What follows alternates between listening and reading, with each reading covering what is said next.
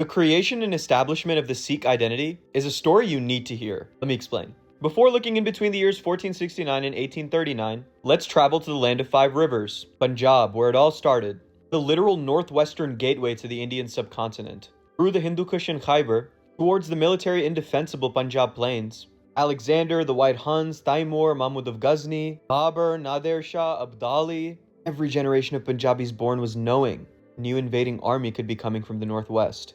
In this landscape in 1469, Nanak was born, to a Hindu family of the Khatri caste, merchants and minor administrators. According to tradition, at age 30, Nanak entered a river and did not emerge for 3 days. With his first recorded words when coming out, "Na koi Hindu, na koi Musalman," there is no Hindu, there is no Muslim, giving an explicit theological statement.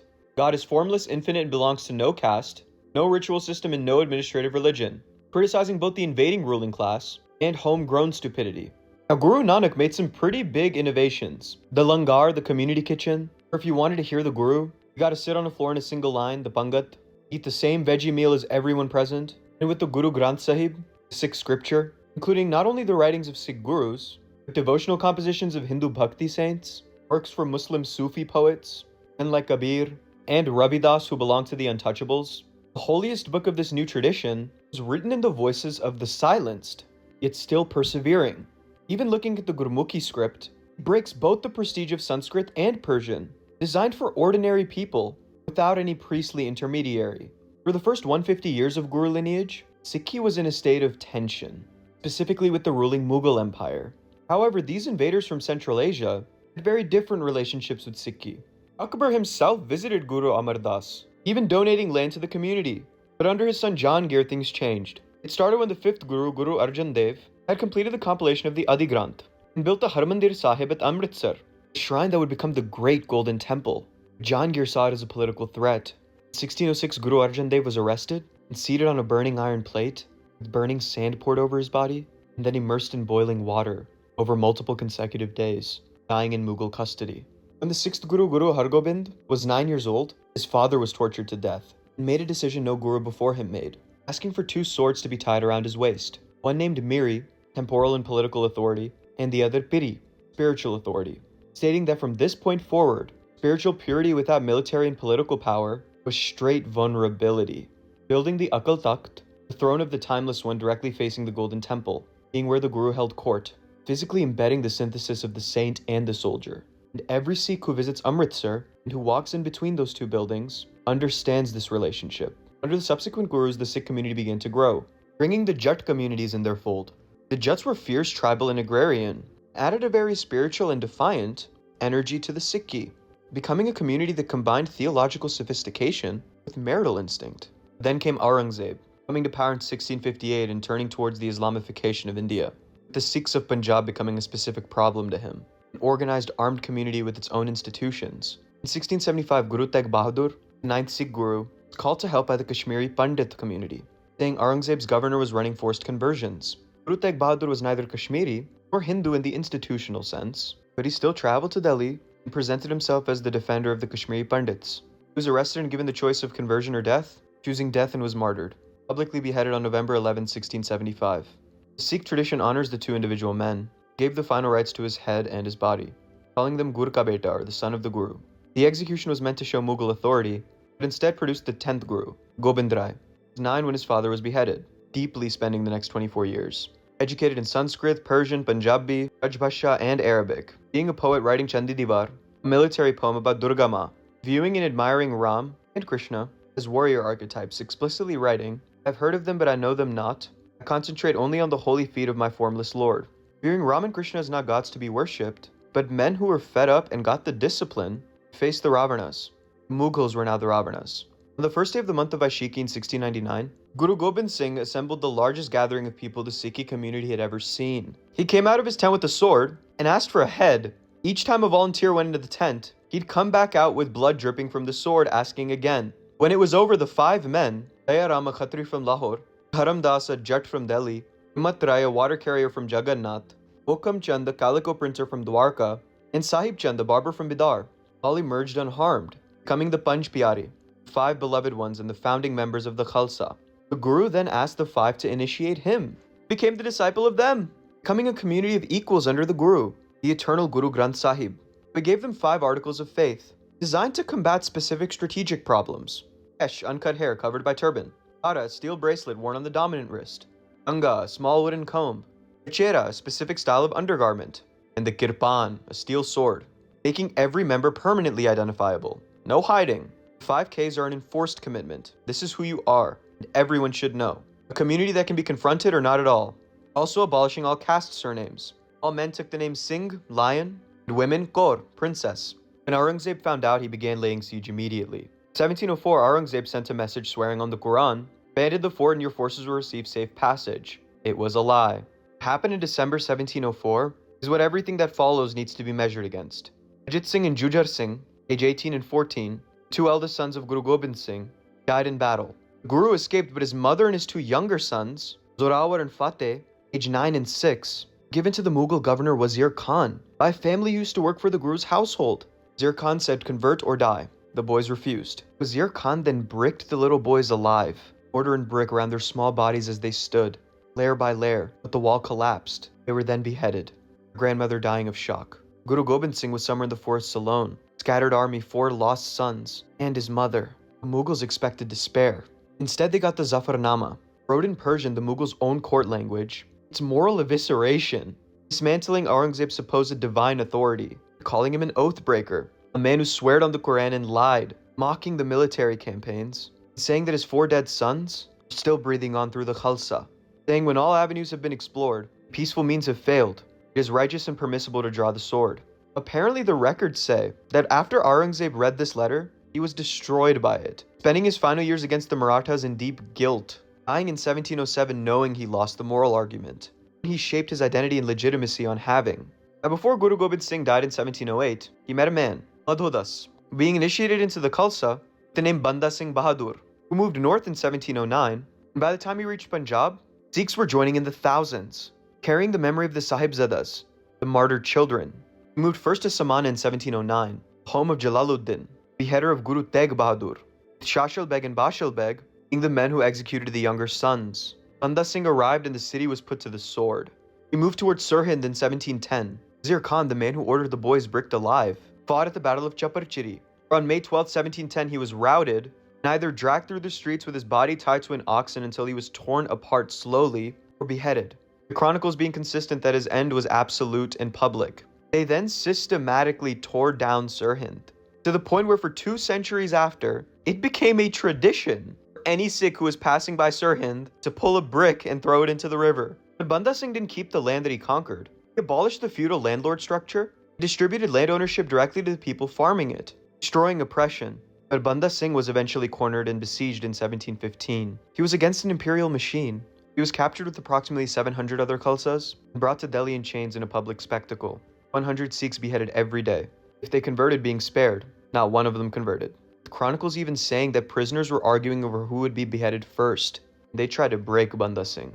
He placed his 4-year-old son Ajay in his lap and ordered him to kill his child. When he refused, the executioner pulled him away, hacked him to death in front of the boy's father, forced the boy's still beating heart into Banda Singh's mouth, and using hot iron pincers to tear flesh from his bones and gouge out his eyes, severing his limbs one by one. Banda Singh's martyrdom was followed by a half-century of darkness. Mughals made it a death penalty to be Sikh, so the Sikhs abandoned their homes, decentralized, and went to the forest, creating the Sarbat Khalsa, an impractical and indestructible institution that was decentralized, organized into 12 sovereign military confederates, called the Missals, obliged to unite under the Al-Khalsa. The invasions around the mid-1700s happened under Abdali, and when he fought and decimated the Marathas at the Battle of Panipat, he rounded up thousands of Hindu women, marching them northwest, but having to pass through Punjab. Assa Singh Aluwalia and the Sikh Missals, under the Khalsa's founding doctrine of Dharam Yudh, protecting the Maratha Hindu women became a spiritual obligation. He struck at night and liberated thousands of women, and sent them home to Maharashtra with armed escorts. Abdali was pissed, returning to Punjab in 1762, killing 30,000 innocent civilians on February 5th. The Vada Ghalugara, the Great Holocaust, placing charges around the Golden Temple and blowing it up, filling the sacred pool, the Amrit Sarovar, with the slaughtered carcasses of cows, announcing that the Sikhs were finished in deliberate desecration. And 8 months later on Diwali, the Sikhs just decided to capture Lahore, found the Afghan soldiers who did that to the Golden Temple, forced them to dig the carcasses out of the pool, rebuild the temple. But the story is not done. Swipe for part 2.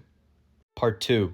Now Abdali returned again and again and again and again. Each time he found the Khalsa reconstituted, paying a cost in men and resources, and retreating back to the Khyber Pass. The Sikhs bled his empire slowly and systematically, refusing the pitched battle where numbers mattered, and forcing guerrilla engagements where their mobility was decisive. In the final invasions, though, the Khalsa dispensed from this, and met the forces openly, took their casualties, but inflicted more and retreated.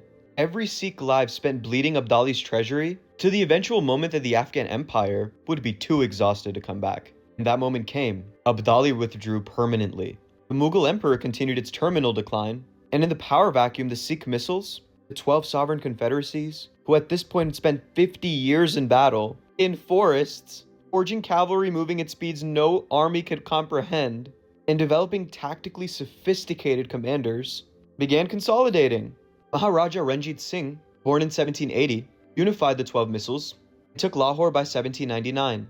By 1809, he established the Sikh Empire, the Sarkari Khalsa, stretching from the Khyber Pass to the Sutlej River, from Kashmir in the north to Sindh in the south. The Prime Minister Azizuddin was Muslim, so was Fakir Nuruddin, the foreign minister. The General Jean-Baptiste Ventura was Italian, and the General Jean-Francois Allard was French. True wokeism is actually Sikhism, and he built the Fauji Khas, a standing army trained and equipped to European military standards. The British East India Company, while expanding, identified them as a fearful force of indigenous fighting, making a treaty with Ranjit Singh rather than risking war, with Ranjit Singh being the only ruler they declined to fight while he was alive. But the final chapter is written by General Hari Singh Naula, Ranjit Singh's most effective commander, and possibly the most psychologically devastating military figure in the history of South Asian warfare. Kinda looks like my friend Amrit. Nalwa led the Sikh Empire's campaigns west out of India, into the Afghan homeland itself. He took Peshawar in 1818, a city the Afghans considered their unconquerable winter capital, a city no Indian-based power had ever occupied. He built the Jamrud fort at the mouth of Khyber Pass, a fortification in 1837 at the precise point Alexander had descended into the subcontinent. But Hari Singh Naula put an armed lock to the door of India. Although Hari Singh Naula died at Jamrud in 1837, killed by a wound sustained in battle with Afghan forces who were attempting to retake the pass, he died at the lock, but the fort held. His name entered Afghan folklore with a level of terror that has no equivalence. For generations after his campaigns, Afghan mothers used his name to quiet crying children in the night. Chupsha, Hari Singh Ragle. Silence, Hari Singh is coming. The Sikh general who reversed 1,000 years of invasion history became the Afghan world's most efficient bedtime story for children. More like bedtime threat. The Sikh Empire is the only power in modern historical records that successfully annexed Afghan territory, administered it, and held it until political events unrelated to Afghan resistance ended their presence there. But look, we went on a journey from Guru Nanak, na koi Hindu, na koi Musalman, words said in 1469, Jamrud Fort in 1837. The Sikh identity to me is the most complete and documented case in any historical tradition of a spiritual idea being systematically hardened into institutional military and geopolitical reality across over 14 generations. Every element of the transformation was deliberate and sequential. Look, let me recap. The Langar dismantled caste practically. The Gurmukhi dismantled the priestly literacy monopoly. The Miri Piri doctrine embedded the whole saint-soldier archetype. The Khalsa Spanchkakers made anonymous assimilation impossible. Zafarnama established the philosophical framework, specifically for righteous violence as the final option. The missiles created a decentralized military structure that no centralized empire could permanently destroy. The rescue of the Panipat captives demonstrated that Dharm Yudh extended to protecting people who were neither Sikh nor related to the Sikh cause. And Hari Singh Naula at Jamrud closed the loop. A community that had been born in the path of invaders became the only power to permanently close the gap itself. Modern Sikh diaspora, over 25 million people worldwide, especially in Punjab, Canada, UK, and the United States, carry this history as a living identity. The 5Ks worn by Amritdhari Sikhs today are the same 5 markers designed in 1699, specifically so that no member of the community could be conveniently invisible. They were designed during a genocide, or now with the knowledge that the community that originally wore them survived. All founded on the radical claim there's no Hindu, there's no Muslim, and proved that a community that had genuinely conquered the fear of death cannot be governed by any power whose authority rests completely on the assumption that the people fear it. That's the story of the Sikhs. You need to hear about the Sikh army and the Sikh wars. Let me explain. Before we go into the last army of Asia, let's go to 1799, when Maharaja Ranjit Singh came to power at the age of 19. Now, the Punjab that he inherited was a tattered landscape. The Afghan Durrani sacked Delhi multiple times and controlled Punjab's major cities, including Lahore, with the British East India Company expanding from Bengal westward. At this point, a corporate military machine backed by Bengal revenue. But between the Afghans in the northwest and the company to the southeast existed the Sikh Khalsa Confederation, which was a network of loosely allied military chiefs waging constant guerrilla warfare against both the Mughals and the Afghans since the early 18th century. Now, Ranjit Singh united the Confederacy from competing military bands to a centralized empire with stable administration, combining Sikh, Muslim, Hindu, and all the various tribal identities into a machine.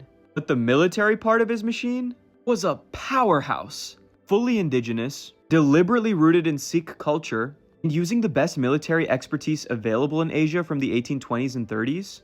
Ranjit Singh was modernizing in real time, hiring French Napoleonic War veterans to train his infantry, the specific military technology that dominated Europe for 2 decades. He also reorganized his artillery, expanded and standardized his cavalry, and developed complex military logistics systems to maintain campaigns across extreme terrains. He built the Fauji Khas, the Royal Army, each of them having individual tactical proficiency that contemporary British observers looked at in awe. Contemporary quotes from veterans of the Napoleonic Wars considered their aimed fire both better delivered and better aimed than that of Napoleon's infantry, said by guys who were really in the field. Now let's look at their track record. From 1799 to 1839, what exactly were the main generals, Hari Singh Nalwa, Ranjit Singh Majidhia, Zorawar Singh Kaluria, and Sher Singh Atariwala, what exactly did they do? Afghan, Gurkhas, frontier tribe, hill states, Wahhabi forces, Tibetans, and British proxy, all defeated in a series of campaigns. But let's go one by one, starting with Hari Singh Nalwa, Attock 1813. Sikh forces are trying to capture the fortress of Attock. They need to defeat Afghan resistance and establish control east of the Khyber Pass, which they do on the Indus River.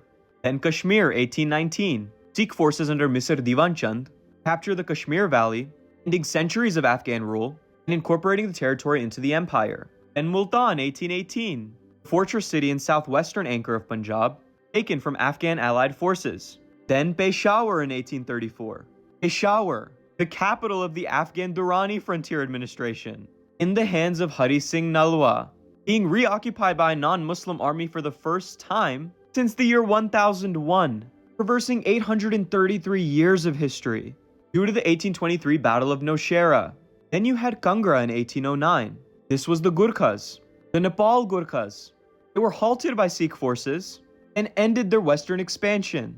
And then get this, Tibet in 1841. General Zorawar Singh Kaluria conquered Ladakh in 1834 and Baltistan in 1840, launched a campaign into western Tibet in spring of 1841, operating in altitudes of 12,000 feet. But guys, it's the 19th century. We actually have access to the media. The New York Herald reported this campaign in 1842, describing the Sikhs as the virtual masters of Tibet. And Chinese imperial records say that local troops were scared at the sight of the Sikhs, fleeing at the approach of the invaders, saying reinforcements are essential in order to withstand these violent and unruly invaders. By August of 1841, Zorawar Singh occupied not only the urban centers, but also the source of the Indus and Sutlej rivers, garrisoning the towns and establishing Sikh administration over 550 miles of Tibetan land, with the Sikh flag flying over western Tibet. However, the campaign ended in catastrophe. In December of 1841, Zorawar Singh was surrounded and died fighting on the 12th, with his men being killed after assurances of safe passage. The Chinese reoccupied their Tibetan territories, but by spring 1842, reinforcements arrived and compelled the forces to sign the Treaty of Chushul, which recognized Sikh sovereignty over Ladakh, with the Sikhs repulsing the Qing counter-invasions. Now, Ranjit Singh passed away on June 27, 1839, dying without a proper successor. The Lahore Durbar, or the court where the governance was administered, became more like an arena of competing factions. going back to that Confederacy vibe. And the British were eyeing this eagerly. See, the East India Company signed the Treaty of Amritsar with Ranjit Singh, establishing the Sutlej River as the boundary. And after Ranjit Singh's death, the East India Company wanted to dismantle the Sikh army. And by the time war came in 1845, the Sikh force had substantially been reduced from its peak, once numbering 92,000 men, 31,800 cavalry, 384 guns from scratch, now being reduced to just a few thousand. Along with this, the East India Company cultivated relations with two major Sikh commanders, Tej Singh, the commander-in-chief of the Khalsa army, and Lal Singh, the prime minister of the Lahore Durbar, both in communication with the East India Company before and during the First Anglo-Sikh Wars, deliberately directing the Khalsa into positions they knew could not achieve victory, even when a decisive victory was tactically available. December 18, 1845, Urki. A Sikh force ambushed the British column during a night march, and the fighting in darkness and dust was confusing enough to kill British General Sale and General McGaskill. Now, Murki was actually a British technical victory, but their losses exceeded anything they had experienced before, setting the tone for the rest of the conflicts. Firoz Shah, December 21st to 22nd, British force of 18,000 attacking men, approaching a fortified Sikh position, held by 35,000 with less than 100 guns. Sir John Littler, commanding the West Wing, opened the assault and was driven back by Sikh forces, saying within 10 minutes, 200 British soldiers were either killed or crippled. General Harry Smith, attempting to take Sikh positions from the right, was also repulsed. When night fell, the war was still not won, with contemporaneous observations saying, darkness threw the English into confusion. Men of all regiments and arms were mixed together. Generals were doubtful of the fact or extent of their own success, and colonels knew not what have become of their regiments. Over a fifth of the British forces were either killed or wounded. The Governor General's entire personal staff was either killed or wounded. The British command thought it was over. Pope Grant was writing in a way where he thought the entire British hold on India was done. At dawn on December 22nd, when the British army was exhausted and completely at the mercy of the Sikhs, Tej Singh arrived with 50,000 fresh Sikh troops, but then turned around and marched away? His treachery literally saving the British Empire. British Prime Minister Robert Peel, speaking in the House of Commons, was honest enough to say that they were astonished at the numbers of casualties. The First Anglo-Sikh War concluded on February 10, 1846, at the Battle of Sobraon. Sardar Sham Singh Atariwala, who had originally opposed the war and tried to prevent it, commanded the Khalsa rearguard in an action that British chronicler Malleson states specifically as the moment where, quote, victory for the Sikhs would have meant for the English the loss of India. However, Sham Singh was killed. Surprisingly, Lord Gough, the commander-in-chief of the British Indian forces, made a statement after the war saying that he could have wept seeing the other side, calling them a devoted body of men, with the peace treaty after imposing severe terms on the Sikhs, with the British residency at the Lahore Durbar, and reducing the Khalsa army, which culminated into an uprising in April 1848, where the governor of Multan killed 2 British officers, and by September Sher Singh Atariwala had joined the uprising with the Hazara, Peshawar, and Bannu garrisons, with Maharani Jindan providing support. This was a weakened Sikh army, about 23,000 men from what remained in the frontier garrisons, against over 100,000 British. The first battle, Ramnagar, November 22, 1848. Sher Singh positioned a detachment of Sikh infantry on the south bank of Chenab River, in order to lure the British cavalry into an ambush. The British commander Gough was struck by 2 matchlocks, one ball hitting him in the head and killing him. Colonel Havelock, commander of the regiment, was also killed. 12 officers and 52 British dead. The Governor General refusing to declare it a victory, and the President of the East India Company Board of Directors saying all confidence in Gough was lost. Then it was January 13, 1849. Jallianwala, viewed as the worst British defeat in India. A Sikh force of 10,000 men, facing 24,000 troops of British men with superior artillery and cavalry. The brigadier of the charge was killed and his son mortally wounded. 4 British guns were captured, and the colors of 3 British regiments were taken by the Sikh forces. British dead around 3,000. It rained for 3 days after the battle, which let the British retreat and regroup. When the sun came up, the Sikhs found the British gone on the 4th day. The British Prime Minister received word of the battle and immediately ordered relief for Gough, permanently changing Indian perceptions about British military effectiveness, directly leading to some actions being taken in 1857. But then came the major battle that actually ended the war. Gujrat, February 21, 1849. See, before the final battle that ended the war, London was in a parliamentary crisis about management of the campaign. General Charles Napier was dispatched to take command, and they were trying to attack two specific Sikh defense positions, Chota Kalra and Bura Kalra. Ensign Sandford of the 2nd Europeans described what happened when the British finally broke into Bura Kalra. Those who remained inside were shot and bayoneted on the spot. No quarter was given, fighting to the very last, with Gujrat being a British victory. 900 casualties, but manageable given the number in the force. The campaign ending with the formal annexation of Punjab on March 29, 1849, with Ranjit Singh's last surviving son of the time removed from Punjab, converted to Christianity, taken to England, and befriended by Queen Victoria to appear as a British mascot. With the Kohinoor diamond, the centerpiece of Ranjit Singh's armlet, the embodiment of the Mughal, Afghan, and Sikh stories in India, was presented to Queen Victoria and was set in the crown of Queen Elizabeth. But the highest total British casualties in a single defined campaign within India was endured because of the Sikhs, with the Khalsa just being out-betrayed.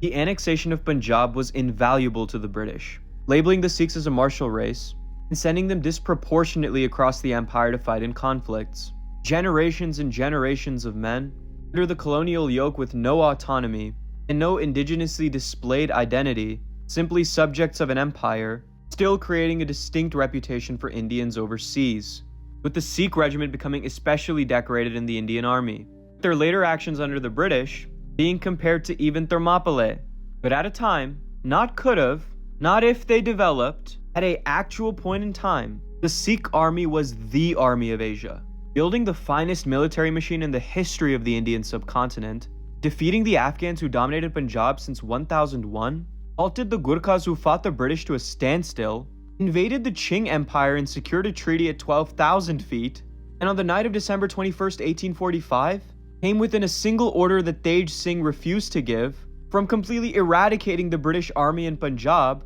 and potentially ending the British Empire in India entirely, with even the British commander-in-chief saying he could weep for their losses, and the Prime Minister of Britain saying that they were the most warlike people in all of India, scaring people who had fought Napoleon, with even Churchill calling them the most terrifying opponents the British ever faced in India, just because this guy locked in for 50 years.